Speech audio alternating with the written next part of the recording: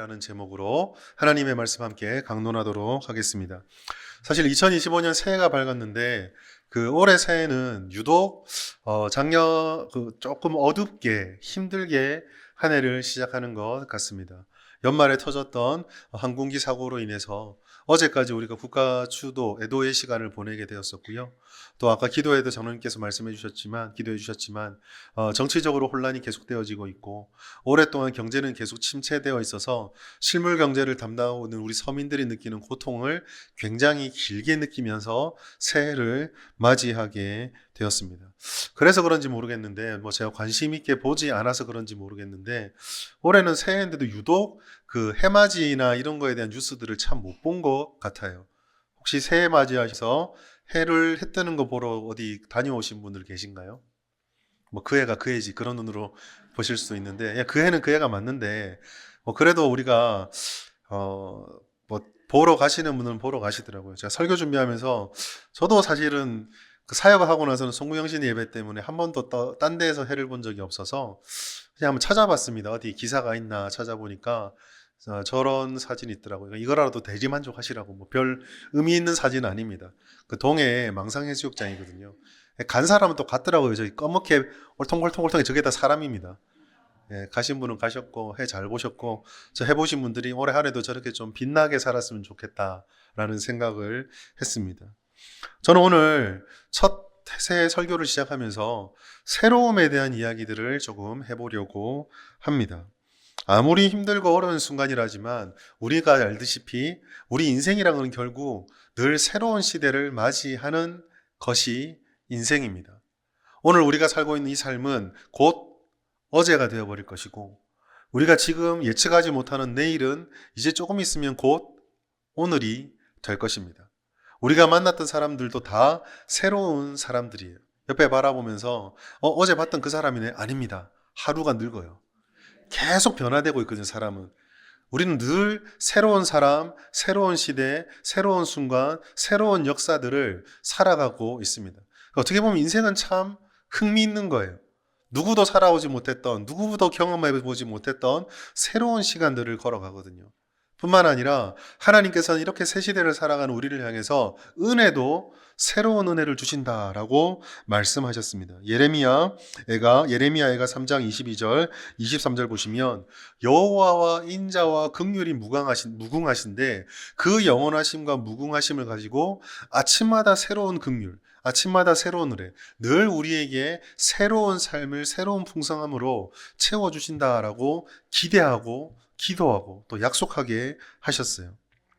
그렇다면 하나님께서 주신 저 약속이 우리에게 주어진 것이라면 우리가 가져야 될 고민은 바로 여기에 있습니다. 하나님께서 날마다 새로운 은혜, 또 우리는 날마다 새로운 시대를 살아가는데 이 새로운 은혜와 새로운 시대들을 누리고 받아들이고 살아가기 위해서 이 풍성함을 우리가 체험하기 위해서 우리가 올 한 해 어떠한 삶을 살아야 할 것인가를 오늘 말씀을 통해 나눠보고자 합니다.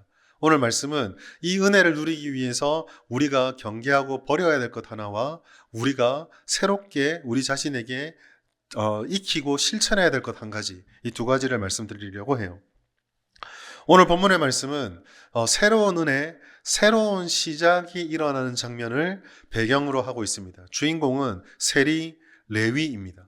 세리는 그 당시 시대 사람들에게는 인정받지 못하고, 아니 인정은 둘째치고 멸시와 천대를 받는 죄인처럼 취급받던 사람입니다. 오죽이나 사람이 이 세리를 경멸했으면 고아와 과부와 창기와 세리, 이 죄인과 연약한 자들을 한 묶음으로 묶을 때 이 창기와 세리를 함께 묶을 정도로 사람들에게 인정받지 못하는 사람이었어요. 아마 세리로 살아간다는 것은 굉장히 힘들고 어려웠을 것입니다. 아침에 눈 뜨고 나가도 누구 하나 반겨주는 사람이 없고 오늘 하루가 끝나고 내일이 된다고 한들 무언가 달라질 것이 없는 그러한 삶을 살았어요. 그래서 이 세리들은 돈을 버는 것 말고 돈으로 자기 자신의 정체성을 세우는 것 말고는 할 수 있는 게 없었습니다. 그런데 이러한 것이 아무리 채워진다 하더라도 사람이 기본적으로 이렇게 계속 무시를 당하고 소망이 없고 절망이 생기면 그 인생이 얼마나 무겁겠어요. 그런데 오늘 이 레위에게 변화가 나타났습니다. 예수님께서 오셔서 만나주셨고 그를 불러주셨고 이 모든 무거운 짐들이 다 벗겨지는 역사가 나타나요.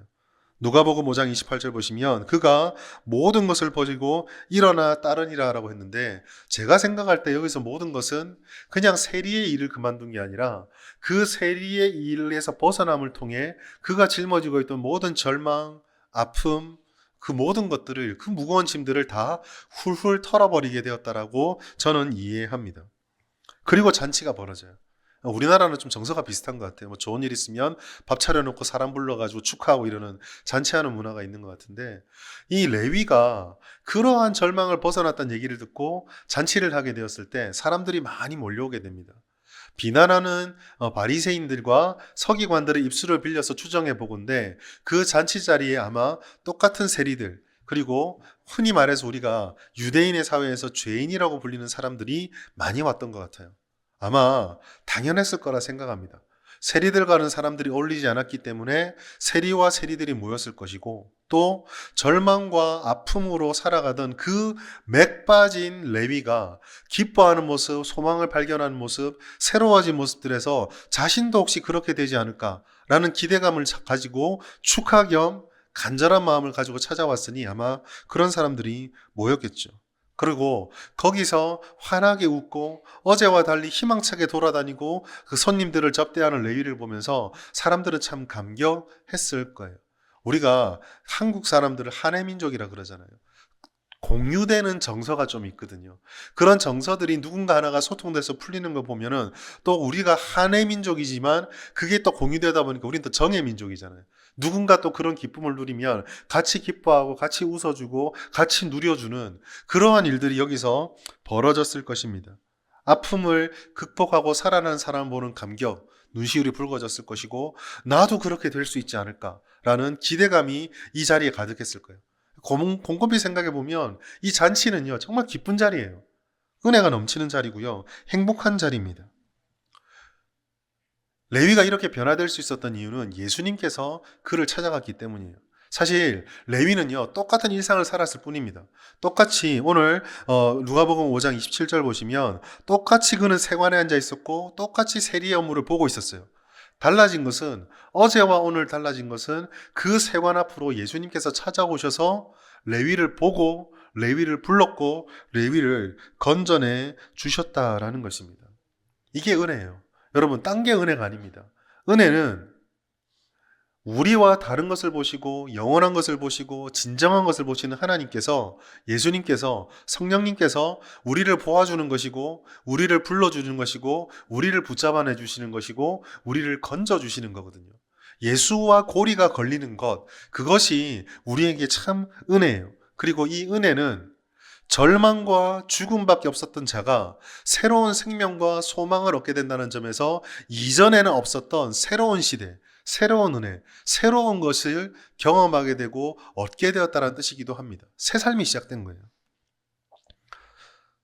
오늘 우리가 갔죠. 이제 2024년은 어떤 어려움이 있었던 어떤 힘듦이 있었던 다 지나갔습니다. 이제 2025년에 새로운 시간과 새로운 시대를 우리는 살아가게 될 거죠. 그리고 이 시간에 하나님께서 우리에게 주시는 새로운 은혜가 있습니다. 기쁜 일이죠. 누군가는 이 새로운 시대에 새로운 은혜를 누리고 싶지만은 누리지 못하는 이도 분명히 이 땅에 존재를 하고 있습니다. 그런데 이렇게 기쁜 은혜가 있으면 다 은혜롭고 기쁘기만 할까? 전혀 다른 사람들이 있어요. 기뻐하지 않는 바리새인들이 존재합니다. 다 기뻐하고 다 즐거워하고 사람이 살아났는데 똑같은 일을 바라보면서 바리새인과 서기관, 종교 지도자들은 반응이 달랐어요. 그들은 이 기쁨의 순간이 기뻤던 것이 아니라 자신들에게 불편한 것이었고 자신들을 위협한다라고 생각을 했습니다. 왜냐?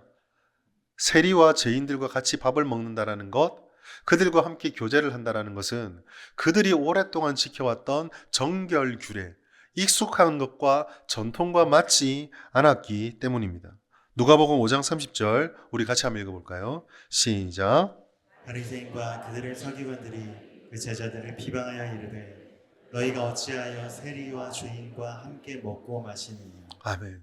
뭐가 관심이에요? 지금 이 사람들은 왜 세리와 죄인과 같이 먹느냐? 여기에 관심이 꽂혀 있습니다. 사역을 하면서도 마찬가지고 여러분이 누군가에게 복음을 전하거나 누군가가 힘든 일이 있을 때 그 사람을 격려하고 위로해서 변화시킨다고 하는 거, 한 사람을 변화시킨다는 게 얼마나 힘든지 해보신 분은 압니다. 사람 변화시키는 게 쉽지가 않아요. 그런데 그렇게 어려운 한 영혼이, 한 사람이 생각이 바뀌고 삶이 바뀌고 태도가 바뀌고 인생을 바라보는 모든 것들이 바뀌는 변화를 보게 되는 거예요. 얼마나 기쁜 일이에요. 얼마나 즐거운 일입니까? 그런데 그렇게 생기가 가득 차고 어제까지는 그냥 내일도 그냥 왔으면 오는 거고 죽었으면 좋겠다 생각하고 사람들에게 버림받았던 이 레위가 기뻐하며 사람들 사이를 뛰어다니며 손님을 접대하고 환하게 웃는 모습을 보면 얼마나 기분이 좋겠어요. 그런데 바리새인들은 이렇게 새로운 시작이 일어나고 있고 새로운 은혜와 변화가 일어나고 있는데도 전혀 깨닫지 못합니다. 그들의 눈을 사로잡았던 것은요, 그냥 세리, 그냥 죄인, 그들이 가지고 있었던 익숙한 것, 그들이 늘상 가지고 있었고 늘상 해왔던 바로 그것만 바라보고 있었던 것입니다. 감격보다 익숙함과 전통들, 내가 해왔던 것들만을 계속 바라보고 있었던 거죠. 그 결과가 어떻게 됩니까? 이렇게 풍성한 생명이 임하고 이렇게 풍성한 변화와 역사가 나타나는데도 그 은혜를 눈앞에서 목격하면서도 누리지 못하고 있습니다. 여러분, 하나님께서 은혜를 주시지 않는 걸까요? 은혜를 누리지 못하는 걸까요? 우리는 오늘 본문을 보면서 이 질문을 스스로에게, 우리 자신들에게 해볼 수 있게 돼요. 더구나 오늘 본문이요, 더 우리들에게 조심스럽게 우리가 더 주의해서 봐야 될 이유는 그 은혜를 누리지 못하는 이유가 유대인과 바리새인들이 세속적이어서가 아니기 때문입니다. 유대인과 바리새인들이 그 은혜를 누리지 못했던 이유는 자신들이 오랫동안 지켜왔던 종교적 습성, 다시 말해 자신들의 경건 때문에 이 은혜를 누리지 못하게 된 거예요. 어쩌면 우리도 마찬가지일지도 모릅니다. 은혜를 주시지 않아서 은혜를 누리지 못하는 것이 아니라 하나님께서 은혜를 주시건만 우리가 뭔가를 내려놓고 우리가 뭔가를 변화해야 되는데 그렇게 하지 않아서 은혜를 누리지 못하는 걸 수도 있다라는 거죠. 예수님께서는 이 문제를 깨닫게 해주기 위해서 오늘 본문의 비유를 말씀하신 거예요. 오늘 본문에는요, 두 가지 비유가 등장합니다. 하나는 옷수선의 비유, 낡은 옷에 새옷 조각을 붙이지 않는다라는 한 가지 비유와 또 다른 하나는 새 포도주를 헌 부대, 낡은 부대에 넣지 않는다는 새 포도주 부대 비유, 낡은 옷과 가죽 부대의 비유를 통해서 이 바리새인들에게 가르침을 주고 있어요. 왜 은혜를 누리지 못하는가라는 우리의 질문에 예수님의 대답은 너희가 낡은 옷이고 너희가 낡은 부대라서 새 옷과 새 포도주를 누리지 못한다라고 말씀하고 있는 겁니다. 여러분, 새 옷과 새 포도주, 오늘 본문에서 보여주는 새 옷과 새 포도주의 특징이 뭘까요? 오늘 본문에서 나타나는 새 옷과 새 포도주의 특징을 한마디로 말하자면 유연성과 유동성이에요. 낡은 옷과 낡은 가죽 부대가 늘어날 대로 늘어나서 그대로 고정되어 있는 것과 달리 새 옷과 새 포도주는, 새 옷 같은 경우는 빨래를 하게 되면 그 습기에 따라서 늘어났다 줄었다는 탄성이 있습니다. 새 포도주 같은 경우도 발효되는 과정에서 팽창되고 움직이게 되고 때로는 공기를 터뜨리기도 하는 그 움직임이 있어요. 그리고 여러분, 이 유동성, 움직임과 확장성이야말로, 유연함이야말로 생명의 특징입니다. 생명은 고정되어 있지 않거든요. 생명은 끊임없이 변하고 끊임없이 움직이고 끊임없이 활발하게 유연하게 움직여지게 됩니다. 저희 아버지가 돌아가시고 나서 이제 염을 하고 나서 마지막에 이제 입관을 할 때 아버지를 보잖아요. 그래서 참 그게 슬프면서도 아, 이게 죽음이구나, 이게 생명이구나 느꼈던 게 아무리 아버지가 앓고 있어도 숨을 쉬고 있는 동안에 만지면 이게 눌러졌고 따뜻했고 뭔가 물컹거림이 있었거든요. 그런데요, 불과 하루 이틀 전에 만졌던 아버지가 이틀 뒤에 만나니까 그냥 딱딱하더라고요. 활동성이 없어요. 유동적이지 않아요. 고정되어 버립니다. 예수님께서 지적하신 것이 뭘까요?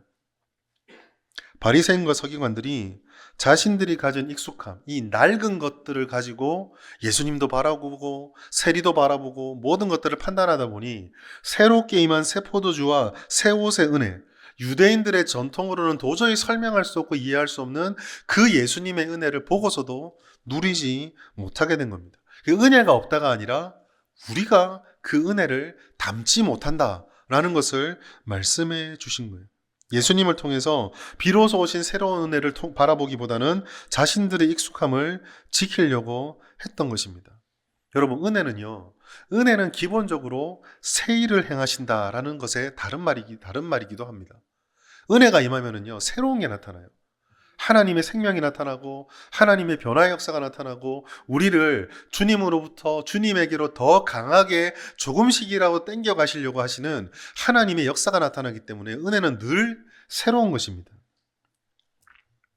그러다 보니 때로는 우리가 걷지 않고 경험하지 않고 미처 몰랐던 것이 임하는 것이기 때문에 은혜가 마냥 좋기만 하냐? 그렇지 않아요. 때로는 은혜가 임하면 우리에게는 다소 충격적이고 파격적일 수도 있습니다. 이사야서 43장 19절은요, 이거를 잘 보여주는데요. 내가 새 일을 행할 것이라고 말씀하셨는데 이게 구원의 이야기잖아요. 은혜가 임한다는 얘기인데 그 은혜를 광야의 길이 나고 사막의 강을 내는 것이라 말씀했어요. 파격이죠. 광야는 길이 없는 곳입니다. 사막에는 물이 날 수 없는 곳이거든요. 그런데 이와 같은 일반적인 상식이 전복되어지고 뒤집어져서 광야에도 길이 생기게 되고 사막에도 강과 물길이 나게 되는 것, 그게 하나님의 은혜다라고 말씀해주고 있는 거예요. 여러분, 하나님의 역사, 하나님의 은혜는 우리의 상식과 이성과 우리의 익숙한 모든 것들은 무조건 틀렸다고 하시는 건 아니에요. 그렇지만 하나님의 역사와 하나님의 은혜는 우리의 상식이나 우리의 경험이나 우리의 정통에 얽매이느냐? 그렇지는 않습니다. 그렇기 때문에 우리가 하나님의 은혜를 바라볼 때 늘 우리가 조심하고 또 우리를 돌아봐야 될 것은 이와 같이 파격적으로 또 우리가 경험해보지 못했던, 우리가 알지 못하게 다가오는 하나님의 은혜를 내가 가진 생각과 내가 가진 익숙함으로 재단하고 판단하고 버리지 않도록 우리의 한계와 연약함을 돌아보고 인정하고 준비하고 있어야 한다는 것입니다. 여러분, 우리가 은혜에 대해서 생각하면 가장 많이 생각하는 게 누리는 걸 생각하죠. 은혜가 임하면 마음이 따뜻해지고, 은혜가 임하면 마음에 즐거움이 생기고, 은혜가 임하면 우리 안에 어떤 역사가 나타나고, 우리 안에 나타나는 어떤 일들을 생각하기 때문에 우리도 모르게 은혜를 이야기하면 우리 안에, 즉 우리를 중심으로 바라보고 판단하려는 경향이 나도 모르게 내 안에 있습니다. 그런데 여러분, 꼭 기억하십시오. 은혜는요, 철저히 하나님 중심입니다. 하나님께서 주시는 거예요. 그렇기 때문에 완전하신 하나님 중심으로 우리에게 데려오고 주어진 은혜는 때로는 우리를 당혹스럽게 할 수 있어요. 즉, 좋은 것은 맞습니다. 그러나 마냥 우리가 좋게 느껴진다거나 마냥 기쁜 것만은 아니라는 거예요. 고등학교 때 고3 때인 것 같아요. 하루는 어머니가 아침에 출근이란다. 아침에 등교를 하는데 요만한 컵에 뭘 음료수를 하나 주시는 거예요. 이거 먹고 가라고. 제가 태어나서 그때까지 먹어본 액체 종류 중에서 그렇게 혀를 관통하는 쓰기를 느껴본 게 처음이거든요. 너무 써서 뱉었는데 그게 총명탕이었어요. 사실 은혜죠. 공부 잘하라고. 근데 제게는요, 은혜가 아니었어요. 저준가? 그런 생각이, 독살인가? 이걸 먹고 장희빈이 죽었구나. 그 생각이 들 정도로 굉장히 썼거든요. 은혜가 이럴 수 있다라는 거예요. 우리에게 좋은 건데 진짜 우리가 맛있을까? 진짜 우리가 좋아할까? 아닐 수도 있다라는 것입니다. 낡은 것에 연연해서는 때로는 우리가 주님이 주시는 은혜를 누리지 못할 수도 있습니다. 그러면 우리가 오늘 이 3시간에 던져야 될 질문은 바로 여기 있습니다. 하나님 중심으로 우리에게 은혜를 주는 것은 약속이에요. 그렇다면 우리가 이 은혜를 누리지 못하는 유대인과 바리새인과 같은 그 낡은 옷, 낡은 가죽 부대가 되지 않기 위해서는 우리가 무엇에 힘써야 될 것인가? 오늘 본문에서는 2가지를 우리가 찾을 수 있습니다. 첫 번째, 유대인과 바리새인들이 가지고 있었던 것 같은 타성과 익숙함을 버리고 결별해야 합니다. 타성과 익숙함이니까 되게 좀 싫고 안 좋은 말 같아서 나한테 그런 거 없는 것 같은데 라고 생각되는데요. 이걸 좀 부드러운 말로 바꾸면 어떤 거냐면 부담 없고 편안하게 받아들여지는 것들에 대해서 주의를 해야 된다라는 뜻이기도 합니다. 아까도 말씀드린 것처럼요. 은혜는 기본적으로 하나님 친화적, 하나님께 가까이 있죠. 하나님의 것입니다.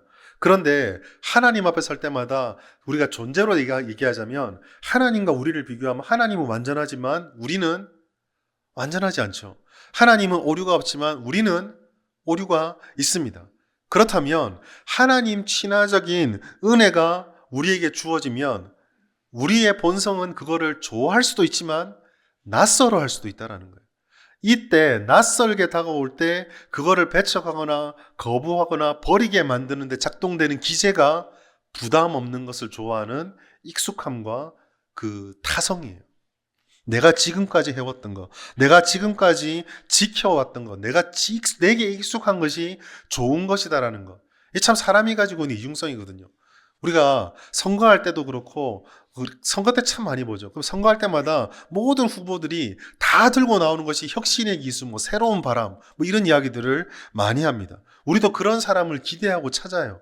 새롭기를 바랍니다. 그런데 여러분, 우리 안에 어떤 이중성이 있냐면 새로운 거 바라면서도 나는 익숙하고 싶은 그런 이중성이 있어요. 예수님께서 그걸 딱 지적하시거든요. 39절 말씀 우리 같이 한번 읽겠습니다. 시작. 묵은 포도주를 마시고 새 것을 원하는 없나니 이는 묵은 것이 좋다 하니라. 예수님께서 뭐라고 말씀하시죠? 사람들은 새 것과 묵은 것 중에 묵은 것을 좋아한다는 겁니다. 영적인 의미죠. 이게요, 그냥 정통만 그런 것이 아니라 신앙적으로도 마찬가지입니다. 하나님께서 허락해 주시고 자라날 때까지 허용해 주시기 때문에 내가 지금까지 이렇게 해왔다고 하더라도 하나님께서 어느 시점 어떤 때에 변화를 위해서 그거 아니다, 이제 고쳐라라고 하시는 경우가 있거든요.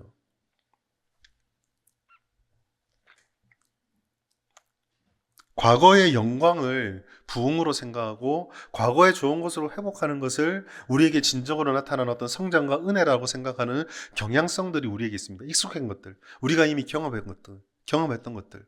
그럼 여러분, 무슨 말인지는 알겠어요. 초대교회로 돌아가자. 우리나라 같은 경우는 1907년에 평양 장대웅도의 그 성령의 역사를 우리가 체험하자. 무슨 말인지 알겠어요. 그러나 여러분, 우리가 반드시 인정할 것이 있습니다. 초대교회는 이 땅에 다시 재현 안 됩니다. 평양 대부흥 운동은 100년 전에 끝났어요. 그 정신, 거기에 있었던 갈망, 하나님에 대한 집중, 그런 태도를 우리가 배울지언정 우리는요, 평양 대부흥 운동을 재현시킬 수 없습니다. 100년 전에 끝난 일이에요. 우리가 돌아가야 될 지점은 거기에 있지 않습니다. 그렇지 않습니까?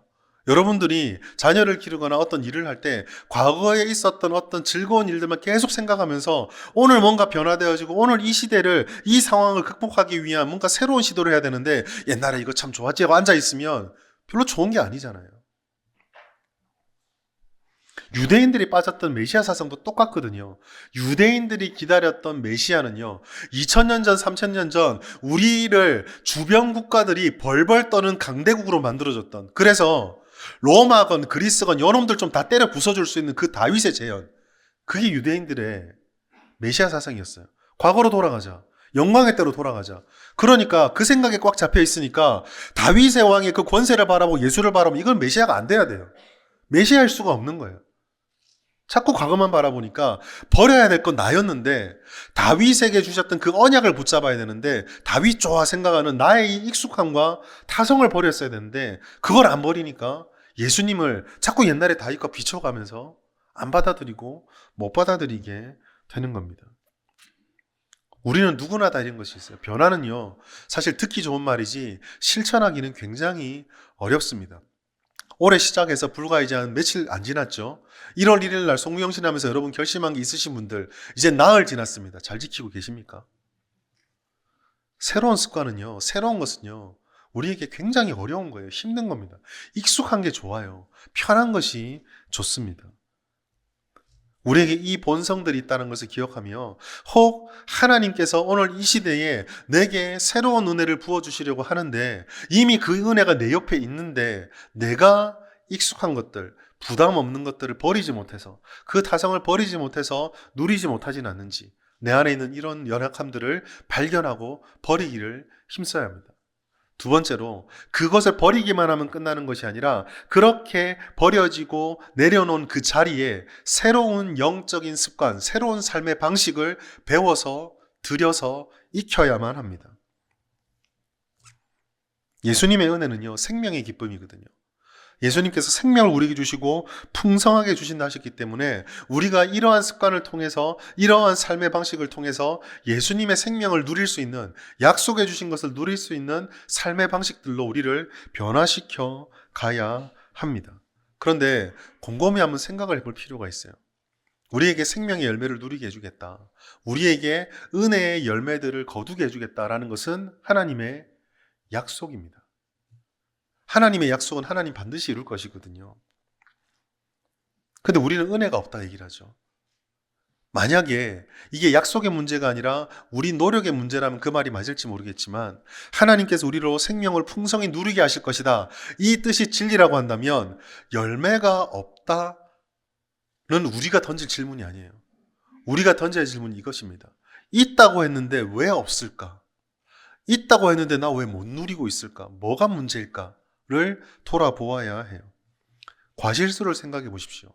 여러분, 과실수가 열매를 맺을 수 있는 것은요, 열매 자체의 능력이 있는 것이 아니라 과실수의 상태에 달려 있는 거예요.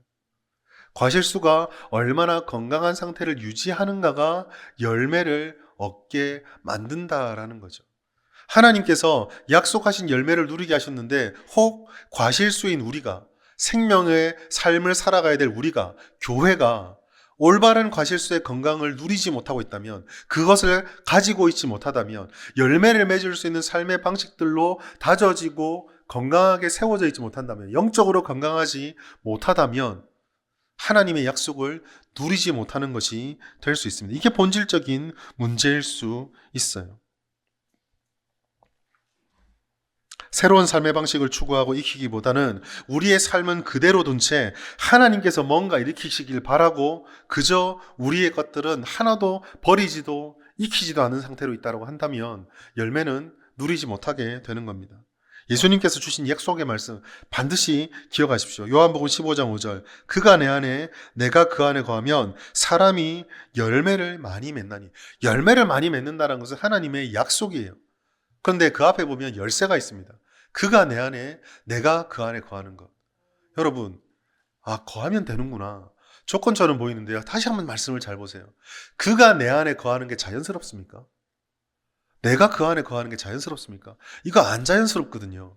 저절로 되는 게 아닙니다. 하나님께서 내가 너희 안에 들어가 있겠다, 내가 너희를 자녀 삼겠다라고 약속하신 선언 때문에 주님은 계속 우리에게 침투해 오세요. 그러면 중요한 게 뭐예요? 저 익숙하지 않은 저 조건을 내가 달성하려면 나도 애써서 들어가야 하는 거예요.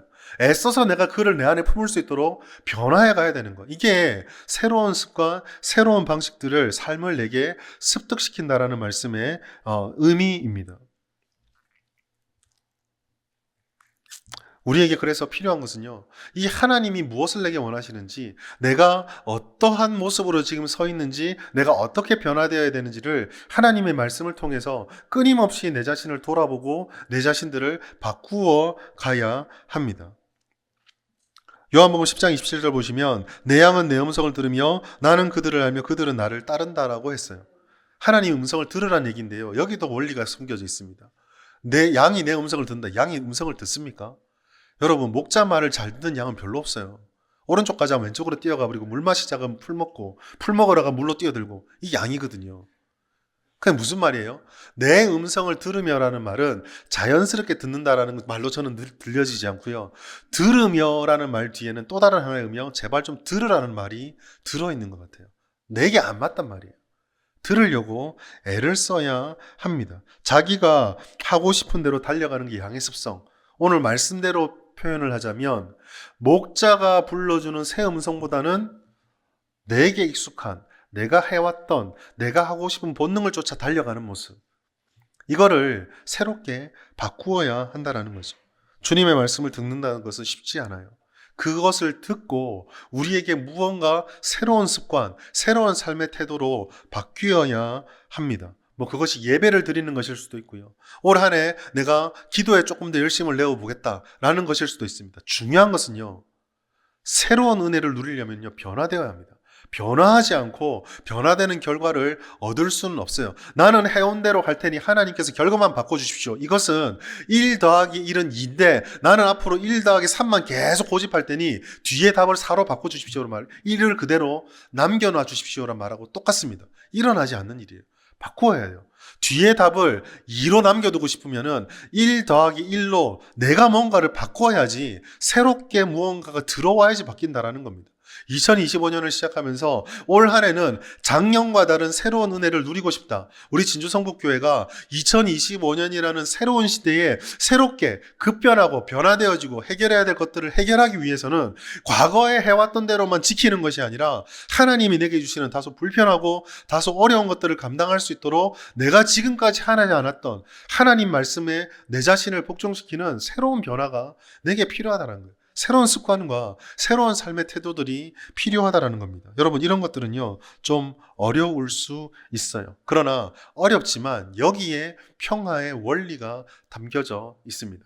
예수님께서 이렇게 인격적으로 주님을 더 알아가서 내 자신을 변화시키는 것이 진정한 평안이라는 것을 예수님을 떠나보내는 제자들 앞에서 약속의 말씀으로 주셨어요. 요한복음 14장 27절 말씀 보시면 평안을 너희에게 주노니 나의 평안을 너희에게 주노라. 내가 너희에게 주는 것은 세상이 주는 것과 같지 아니하니라. 말이 되게 웃기거든요. 예수님 지금 죽는다고 떠난다고 말하는데 제자들이 어떻게 평안할 수 있겠어요? 그런데 평안을 주신대요. 이 평안이 어디서부터 옵니까? 요한복음 16장 33절 같이 읽습니다. 시작. 이것을 너희에게 이르는 것은 너희로 내 안에서 평안을 누리게 하려 함이라. 세상에서는 너희가 환난을 당하나 담대하라. 내가 세상을 이겨노라. 우리가 평안을 누리는 이유는요, 주님께서 말씀을 통해 역사하셨던 모든 일들을 이루셔서 이기셨고 그 이김 속에서 말씀 속에 담겨있는 평안의 약속이 우리에게 주어졌기 때문입니다. 예수님이 유무, 예수님이 계시지 않으나 여전히 그 말씀이 우리들에게 적용되어지고 그 말씀대로 살아갈 때 하나님께서 일하실 일들이 일어날 것이기 때문이에요. 그러므로 우리는 여러분, 하나님 앞에 우리 자신들을 자꾸 변화시켜가고 배워가고 자라갈 수 있도록, 이전과 다른 삶을 살아갈 수 있도록 내 자신을 끊임없이 바꾸어가고 하나님께서 기뻐하는 방식으로 한 걸음씩 전진해 가야 합니다. 익숙함과 타성을 버린 것에서 멈추면 안 돼요. 비운 것으로 끝나면 안 돼요. 비웠으면 하나님의 것으로 채워야 합니다. 말씀을 통해서 예수님을 따르는 법, 예수님을 더 깊이, 더 높이, 더 많이 아는 법을 배워가야만 해요. 우리는요, 늘 하나님 앞에서 자꾸 성장해야 합니다. 주님의 말씀을 아는 것, 주님의 말씀대로 사는 것에서 장성해 가야 해요. 고린도 교회를 향해서 사도 바울이 항상 안타까워했던 것, 초대교회 교회의 많은 교회들을 향해서 사도 바울이 애를 썼던 것이 제발 장성한 음식 좀 먹는 자가 되라 였습니다. 언제까지 유아의 어린 연한 음식만 먹을 것이냐? 언제까지 내가 다시 너희들을 해산하는 고통으로 나아서 다시 처음부터 이야기를 해야 하느냐? 이게 사도 바울의 고민이었거든요.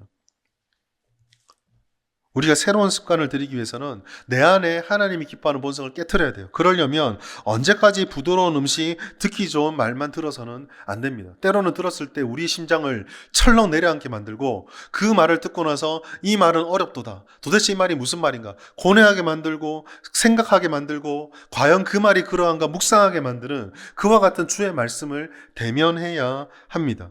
단단한 음식을 먹을 때예요.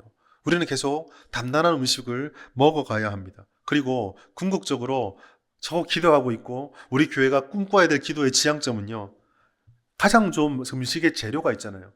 밥상을 차려주세요가 아니라 내게 주어진 이 재료로 내 밥상을 내가 차릴 수 있어야 합니다. 그렇게 먹어가고 그렇게 먹어가야 다른 누군가에게 밥상을 차려줄 수가 있어요. 사랑하는 여러분, 새로운 은혜는요, 과연 올까 의심할 문제가 아닙니다. 하나님께서 주십니다. 그리고 우리에게는 또 2025년이 주어졌습니다. 이 한 해 동안 하나님께서 어떤 일을 하실지 저는 기대하고 있고요. 하나님께서 어떤 역사를 이루실지 제가 지금까지 누려보지 못했고 지금까지 깨닫지 못했던 은혜를 반드시 주실 것이라고 믿고 있습니다. 그 믿음 앞에서 우리는 함께 애를 써야 합니다. 어떤 것을요?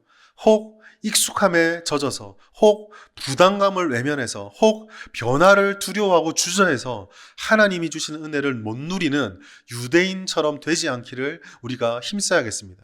그리고 하나님께 나아가서 이전과 다른 삶으로 나 자신을 변화시키는 것에 주저하지 마시고 도전하시기 바랍니다. 안 해왔던 것을 해야 새로운 은혜가, 새로운 역사가, 새로운 하나님의 은혜를 맛보게 되는 것입니다. 우리가 그렇게 헌신하고 순종하면 비록 미약할지라도 우리 마음속에 새 부대가 된 우리 마음속에 하나님이 안심하고 부어주시는 새 포도주의 은혜를 맛보고 누리게 될 것입니다. 올 2025년 익숙함과 결별하고 새로운 습관으로 내 자신을 무장하여 한 걸음 더 성장해서 하나님이 올 한 해 여러분들에게 주시는 우리 교회와 여러분 인생에 주시는 새 포도주의 은혜로 충만히 누리시는 그 열매를 거두시는 올 한 해가 되시기를 예수님의 이름으로 축복합니다.